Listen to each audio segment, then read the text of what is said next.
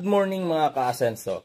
Ito po ang ating automatic feeder sa ating mga piglets. Bago po natin ito gamitin sa kanila dahil bagong deliver po ito. Inano ko na rin po ito, inisprehan ko na rin po ito doon sa taas ng Microban GT. Ito po ang Microban GT na aming ginagamit. Ito po, pang disinfectant po namin to. Microban GT, virucidal, bactericidal at saka fungicidal na po ito.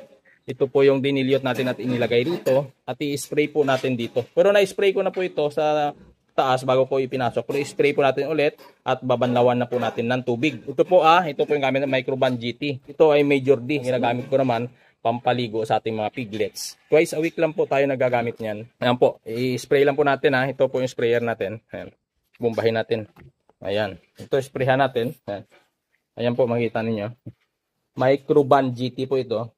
Tapos banlawan din po natin para matuyo at papagkakainan ng ating mga piglets. Yan, dahil hindi natin alam kung saan galing ito. So, kailangan make sure natin na mapatay po yung mga fungicidal, bactericidal, at saka virucidal. So, yan na po. Sure ball na po yan. In and out, mga ka-asenso. Ligong-ligo na. Ang ganda na nabili kong sprayer na ito, mga ka-asenso. Nakita nyo, dalawang spray ko lang. Daming labas. Okay na. Banlawan natin ito ng tubig. Babad lang natin ng mga ilang minutes. Ayan, makalipas ang 5 minutes, mga ka-asenso. Banlawan na po natin ito. Ito po yung spray natin, Microban GT, gawa po ito ng Univet.